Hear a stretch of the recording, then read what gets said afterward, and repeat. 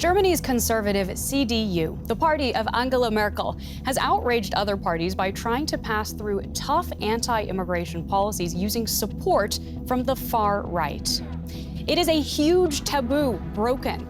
In Parliament, CDU leader Friedrich Merz tried to push through draft legislation with backing from the AfD, the Alternative for Germany. Now the country is wondering, how far to the right are Germany's conservatives willing to go? Merz's party is at the top of the polls less than a month before national elections. So this week on To The Point, we're taking a closer look at Germany's conservatives today. Are their policies now closer to those of Angela Merkel or Donald Trump?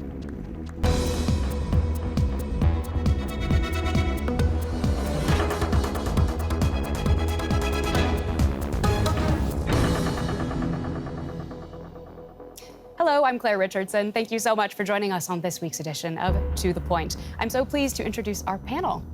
We have Jörg Lau, an editor of foreign affairs at the German weekly Die Zeit.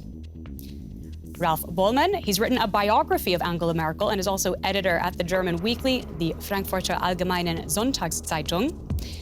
And Kate Brady, weekly reporter, daily reporter, we should say, for the Washington Post in Berlin, focused on German politics. So a fantastic panel of guests. Thank you so much for joining me today. I think it makes sense to start with a bit of international perspective for our viewers. Kate, the AfD party has until now had a so-called firewall up around it from the other German parties in which they say that they would not work together with them. Why is that? I mean, this is very deeply ingrained into Germany's post-war history. It's part of Germany's never again mentality, the idea that the parties in the German parliament would never cooperate with a far-right party. And that has been the case in Germany's entire post-war history. But of course, this has kind of come to the forefront a lot more since the AfD entered Parliament for the first time in 2017, and this was a huge taboo that was broken last week. And whether or not, maybe it's something we can get into, whether or not this firewall, as it's known as, is really still standing. Are there cracks in it? Is it crumbling? Every metaphor under the sun has been used in the last week, but it's certainly on shaky ground. Yeah, we certainly will be getting further into that in today's episode. I want to ask Ralph first, though, about Merz pushing for these tough anti-immigration policies. What do you think he hopes to gain from this? Yeah. I think it was influenced by the last attack which happened in the Bavarian town of Aschaffenburg 2 weeks ago. And the day after, he presented a tough migration plan, which was quite successful in German public and was very much acclaimed. And and he had the impression that he had to go further. And then one more day after, he said, well, I will bring that to the parliament, whatever it takes, and I won't have a look to the left or to the right, just straight on, all in. And he didn't really reflect or realize what he was doing. Well, that was my impression. So you're saying instead of working with the typical other parties, he brought this forward anyway, knowing he wouldn't have their support on it? No, because we have the elections, of course, in 3 weeks. I think that would be a topic for the coalition talks after the election. The solution would have been that he presents the plan for the campaign. And then after the election, the Democratic parties talk about coalitions and what to do on migration. Yeah, so something interesting to the timing here too, right? Jörg, we should say this was hugely controversial in Germany, right? Merz's decision to go ahead with this AfD support. There were huge demonstrations in Berlin after the fact. Why was this such a controversial decision? Well, as Kate just mentioned, it was a taboo broken. And it also puts the question on the table, is this now a model that he wants to follow up after having coalition talks that maybe don't lead anywhere, and then will he again depend on the AfD, form some kind of informal agreement as a minority government or even a coalition with them? He says he will never do that. He said that over and over again. But the question of his trustworthiness in that respect is now out in the open, and it's going to be there for the rest of the campaign. Yeah, so that is very much the undercurrent, the question behind all of this, right? Let's turn to these questions in just a moment. First, though, I do want to get a bit more context, because when most people in the world think of Germany, one of the first people they'll, of course, think of is former Chancellor Angela Merkel. But now that her party is led by Friedrich Merz, he's demanding a quite serious departure from much of what she is known for, and not just in terms of immigration policy. Friedrich Merz and Angela Merkel, the current CDU leader and possible new chancellor, and the former chancellor and party leader. Political rivals with extremely different personalities. In 2015, Merkel supported an influx of over 1 million refugees into Germany, mainly from Syria and Afghanistan. Merkel coined the phrase, "We can do it."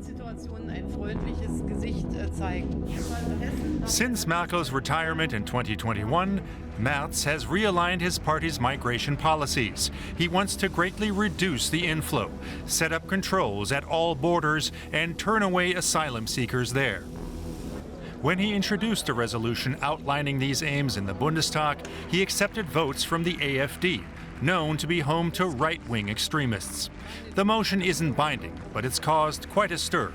Some see this as breaching a taboo. Even Angela Merkel has criticized the vote, an unusual move for a former chancellor.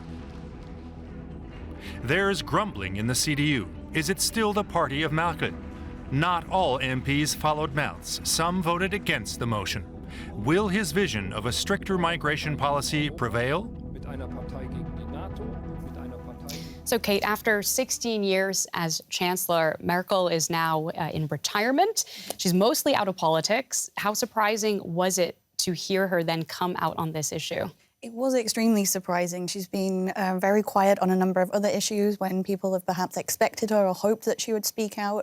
You know, we can talk about things like Russia, Ukraine, and she stayed very quiet. But on this topic, it was surprising when we saw that statement appear on her webpage just a week ago.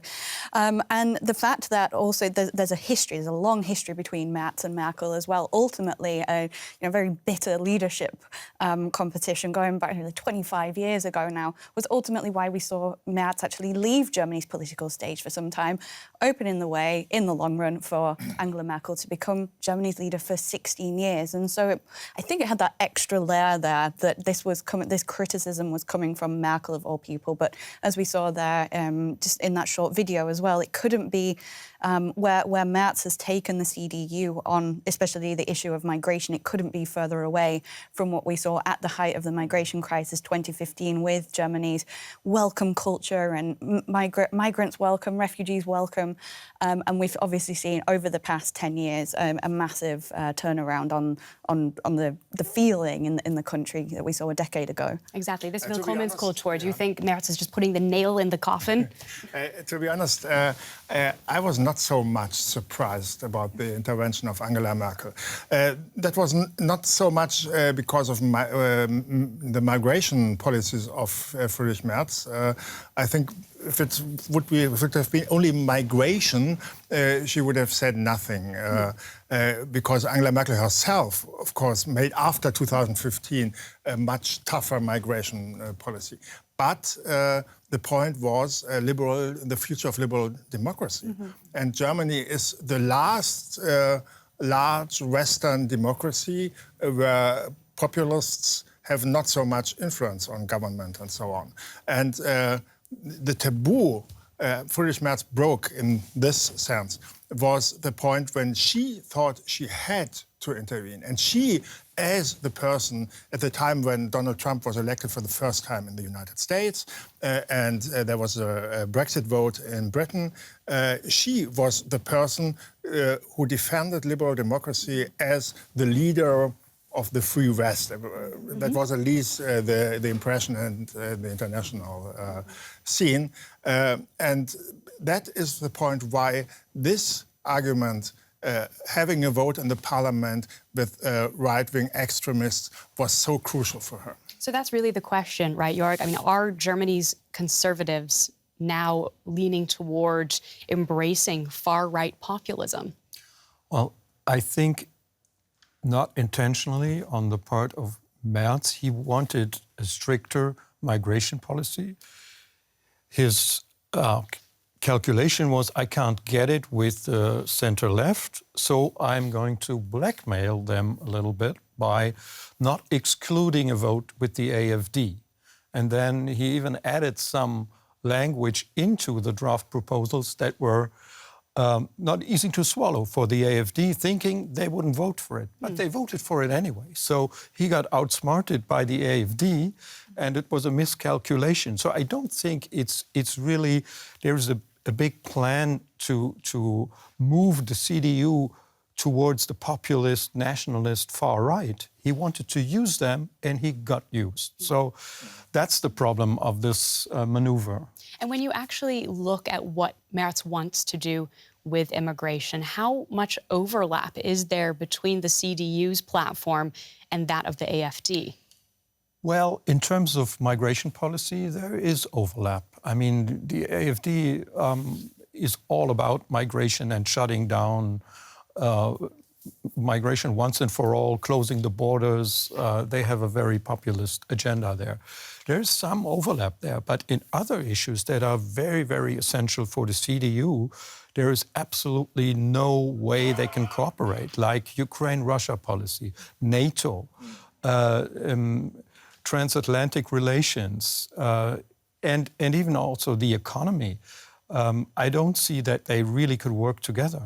And we should also say, as you've mentioned, Jörg, that Friedrich Merz has categorically ruled out any cooperation with the AfD. He told us that in an interview with the DW.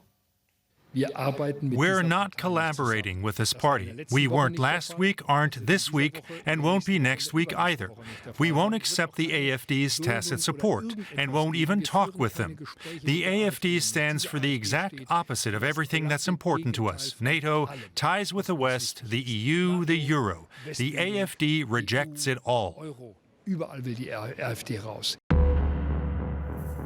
So, Kate, your thoughts here. Do you believe Merz when he says that? Was this a one-off, or will there potentially be more future cooperation between the CDU and the AfD? I think, as Jörg was saying, it wasn't so much intentional, but it was almost inevitable in a way. We kind of, I would say we saw this moment coming. And he was played by the AfD. The thought that he thought that the AfD wouldn't vote in favour of this motion, as it were, just because there were some very harsh words in there from the CDU about the AfD was very naive in a way. But I think it's not only what this means for the political path of the CDU, but also what effect this has on voters. And we're only just going to start seeing if there is really any effect here in the polls. But in the long term, what this does, of course, there were concerns among the more, let's say, Merkelite corners of the CDU that this would scare off more centrist CDU voters. But on the other hand, while suddenly, CDU voters aren't necessarily going to say, OK, we'll now go and vote AfD because I don't think the firewall is particularly strong anymore. What it does do is legitimise what the AfD stands for, and it is going to strengthen the AfD at a time when, right now, they're already, and for months, have been polling as the second strongest party in Germany. Still, no chance at all, we think, of governing, at least now. But we do have to look ahead to what that means 4 years down the line in the next election, 2029. Where are they going to be then? Where is the CDU going to be on the political spectrum? Are we going to see more, you can call it an accident, we can call it intentional, what happened with this cooperation, but ultimately Merz allowed that to happen. He didn't need to put this draft on the table, and it was partly about putting the Social Democrats and the Greens under pressure as well to impose more action when it came to migration. But as we were saying earlier, it is all timing as well. We have to ask how much of this was about electioneering. This was off the back of two very tragic, fatal attacks committed by, or the suspects at least, are non-German nationals, and that brought the topic of migration back to the foreground. And I think that in itself is really interesting too, that in recent months, it's actually the economy that for the first time in years has been the most important topic for German voters. Yeah, absolutely. Now, Ralph, I also want to pick up on what Kate mentioned regarding of how this will play with public opinion. I thought it was interesting that Germany's two largest churches also came out to condemn Merz here, right? And they're condemning someone who's the leader of the Christian Democrats. How much weight will their words have? Well, it's not sure yet because we don't have seen polls which were done really after this event, and it always takes a little bit of time before people realize that. But we have these huge demonstrations last weekend in Berlin and other German cities, and I think there are two problems. Problem number one is that Friedrich Merz made migration, as she mentioned it, migration to the main topic of the campaign for the rest of the time. And, of course, that's always in favor of the right extremist party of AfD because they are the party which is identified with migration. And the other problem, of course, is that voters, centrist voters, perhaps won't vote for Friedrich Merz on the CDU anymore because they mistrust him and they are not so sure anymore that when he now says he won't cooperate with the right-wing extremists after the election, that he will do it like this. Of course, there's because of course he already broke his word last week, and people think that could happen again. And I think that is not good for political stability in Germany. Germany was one of the last Western democracies with a really strong center-right conservative party because they always had the clear strategy not to cooperate with the right-wing extremists and not to make their issues strong. That was a mistake which parties in France, in Austria and many other countries made, and this is in danger, and it's not good for democracy if Friedrich Merz will have a bad result in the elections, because we will have again, as we had the last 3 years, a weak government with many discussions, many problems, or even perhaps the coalition talks will fail, and then we have a situation like in Austria, perhaps other people who are not so clear in this question will take over in the Conservative Party and cooperate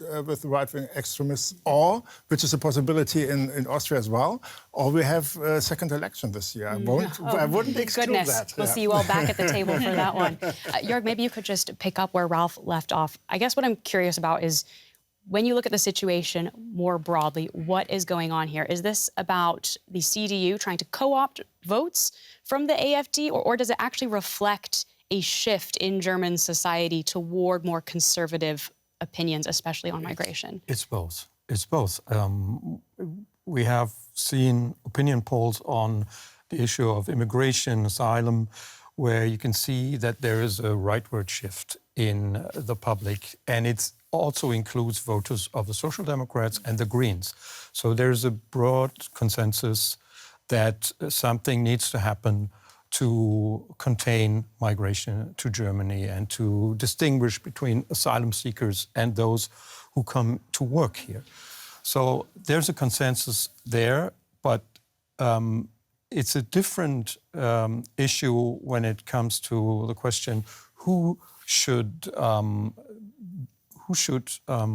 put this into work, this different policy that people want. And I think if you look at the big picture internationally, centrist, big tent, conservative parties are under pressure everywhere by populist, nationalist, right-wing groups.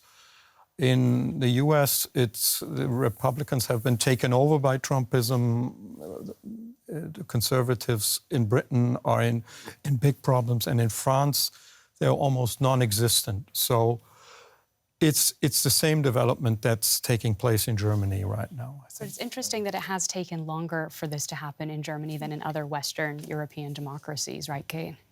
Absolutely, and I think part of that was to do with this very strong firewall, as it were, that was held for a long time. But at the same time, sorry, could you just repeat the question again? Yeah, just it's interesting that Germany has shifted in these trends more recently than many other Western European democracies that we're actually seeing exactly what you've just described. I think we have to keep in mind as well that the AfD was only founded in 2013, and because of this pushback against the far right in Germany for so many decades, of course there were far right parties, far right extremist parties as well.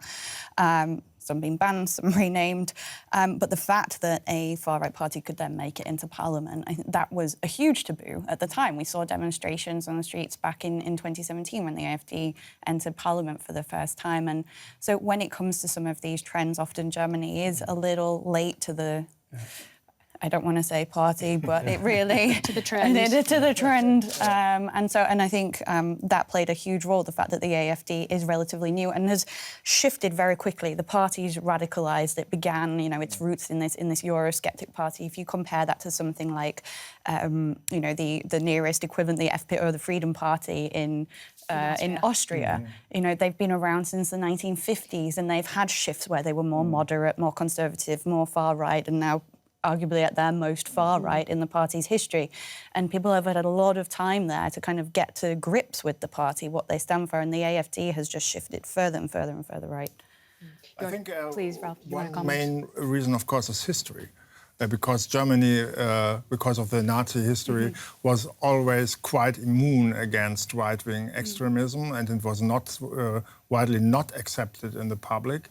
And that's similar in other countries which had right-wing dictatorships even after 1945, such as Spain or Greece or Portugal. They developed very late such right-wing extremist movements. Now, I do want to just hold that thought for just a moment. I do want to just take a quick look at the issue of immigration again, since it's come up so often, with Merkel's famous phrase, wir schaffen das, apparently having lost its shine. For example, we've seen figures from the German government showing attacks on asylum seeker homes increasing again to more than 200 attacks just in 2024. And that is, as Kate has mentioned, among a series of high-profile attacks that have involved migrants as suspects in the last few years. Morning in Aschaffenburg in January of this year. A man stabbed and killed a 2-year-old child, then killed someone who rushed to help. The alleged perpetrator is a mentally ill refugee from Afghanistan. The attack is the latest in a series of violent crimes perpetrated by migrants living in Germany. It's prompted Friedrich Merz to call for a change in migration policy. He wants controls at all borders, and for the long term, not just temporarily. He openly declared himself in favor of violating EU law if necessary. He said the distribution of refugees is unfair and hurts Germany. But there are protests. Will the EU's largest country go it alone on migration policy? Leaders in Austria and Poland are among those voicing concerns. U.S. President Donald Trump also wants to take a hard line on immigration. He signed a decree declaring a state of emergency at the border with Mexico, a highly controversial move. His goal is to end all immigration across the border. Merz says that if elected, he will start implementing pushbacks at the border on day one. But is that really possible? And wouldn't that violate German and European law? So, Ralph, just to really bring things home here, I'm curious how this debate in Germany around immigration has taken such a negative framing, even among many of the main parties. It's dealt with as something that's negative, that must be dealt with. But the vast majority of migrants do live in Germany peacefully. Many of them go to school, pay taxes. How did we get here? Yes, I think that it's a little bit a strange debate as the integration of the migrants who came 2015-16 in the refugee crisis to Germany are quite well integrated. 80% of the Syrian men who came at that time to Germany do work. I think also that we are debating a little bit. We should debate a little bit more about the success and not always how unsuccessful we are. And so, Jörg, with that in mind, do you see parallels between what's happening in Germany and the United States? Yes, absolutely. I think the main parallel is that it's about taking back control and losing control as what everybody wants to avoid. And that generally favors the right. And I think you have to give that to Friedrich Merz, and he actually wants to take back control. Yeah. Yeah. Kate, very briefly, we'll give you the final word. Is this main conservative party in Germany now closer to Merkel or to Donald Trump? Certainly sliding towards Donald Trump. And again, you can see that trend across Europe. That's the thing. Germany's also influenced, and this shift to the far right is very clearly being normalized by what's going on around Germany and across the Atlantic. We'll have to leave it there. Thank you so much for the lively discussion. I'm Claire Richardson in Berlin. You've been watching To The Point. Thank you so much for joining us this week.